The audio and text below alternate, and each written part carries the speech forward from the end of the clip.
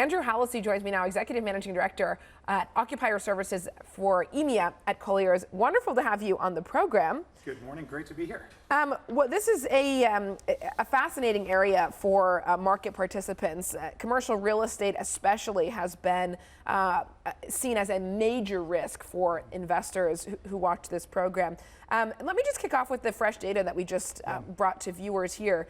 In the UK, the number of long-term leases of more than 10 years has dropped 70% from 2019.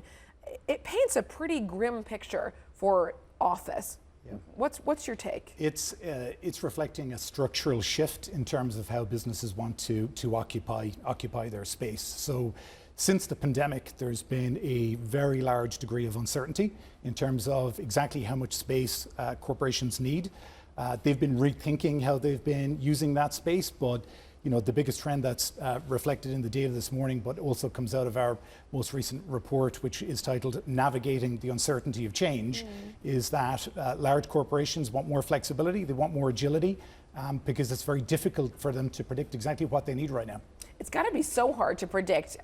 For example, big multinational companies operate in jurisdictions all over the world, and we know that working trends vary dramatically across cultures and across markets. So how do they go about forecasting what they need given that variability? Yeah, it's a great question. We call this the fog of uncertainty. So trying to understand and assess the demand side piece of the equation.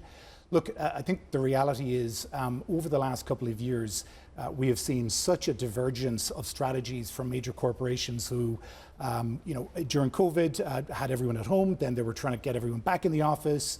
I think in the last 12, 18 months, the whole hybrid concept has established itself as something that's going to be here to stay for a long time.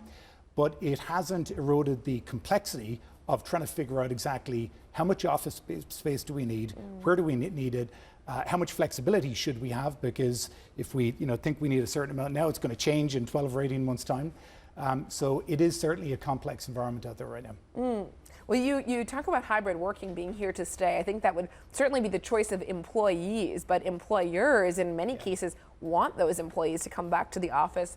They think it's more productive.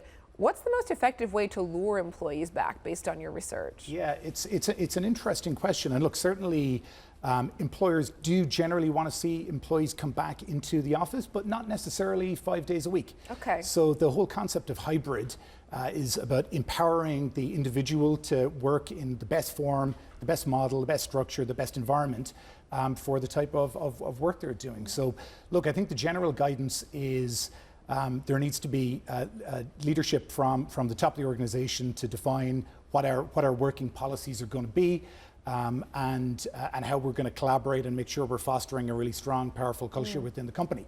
And generally speaking, that does involve physically bringing people together.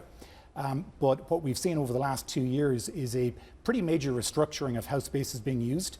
The idea of coming in and having lots and lots of desks for people to sit in a fixed format isn't really the model anymore. So as people are rethinking and reconfiguring their workplaces, it's much more dynamic, it's much more engaging, and with a much better food and beverage provision. So people eventually want to come back in. It all sounds great, but these companies that are you're no doubt speaking about are also operating in an incredibly difficult macro environment. So they're having to cut back on those very things, cut back on food and bev and all of the ancillary offerings that have lured employees in the past. So it's hard to imagine them being able to offer those things when they're being pinched from all sides. Yeah, it's definitely a dynamic, Giuliani, that we're seeing. But look, positively, there's a really strong business case for large companies to rethink their overall real estate strategy. So all of the research that we've been doing is telling us that overall, companies require less office space, but most of them do actually want to double down on experience, because they do want people back, maybe not 5 days a week, 3 to 4 days, and they want them to have really rich experiences and a fantastic experience while they're in the office. So if you think of the net impact from a P&L perspective, if you have the opportunity to take 20 to 30% of your real estate costs out, that's going to have a phenomenal impact on the bottom line. So pre-pandemic, in the tech space especially, the trend was for these big campuses, these massive sprawling campuses with thousands of employees, tons of different activities available, headquarters, big headquarters. Sounds like that is gone. The days of the large campuses are gone. Yeah, it's a really interesting dynamic. So look, I think the days of large campuses, it's not completely gone, but it's going to be different. So, we still have huge employers out there that will want to bring people together on a centralized basis. It's not that they're just going to get rid of these spaces altogether, but they're just not going to need as much of that space. So most of what we've seen over the last couple of years of progressive companies that are taking action, it's been quite specific and quite surgical. So they're taking a floor out here or 2 floors there. They still don't necessarily know what the overall net impact is going to be in terms of how much space we need over the next 5 to 10 years. Most of them are being prudent. They're taking advantage of lease breaks where appropriate. But look, this is going to still take a little bit of time to play out. But right. But it's key that folks have a clear strategy for it now and they're taking action. Let me use the United States as an example, and I know this is not a U.S. report, and you cover EMEA, but it's just easy to visualize that a city like San Francisco has become a ghost town, and this is where a lot of the tech companies were based in and around San Francisco, because a lot of employees have left. They're able to work remotely, and they've gone to satellite cities around the U.S., Portland, Austin, Chicago, not really a satellite city, but is that...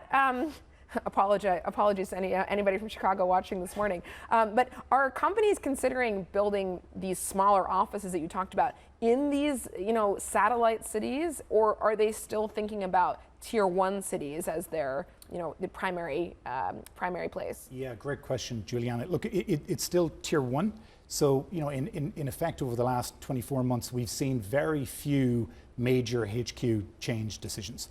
So at the end of the day, there is still a war for talent going on out there. Now that has diminished a little bit over the last 9 months with some of the layoffs and restructuring that we've seen.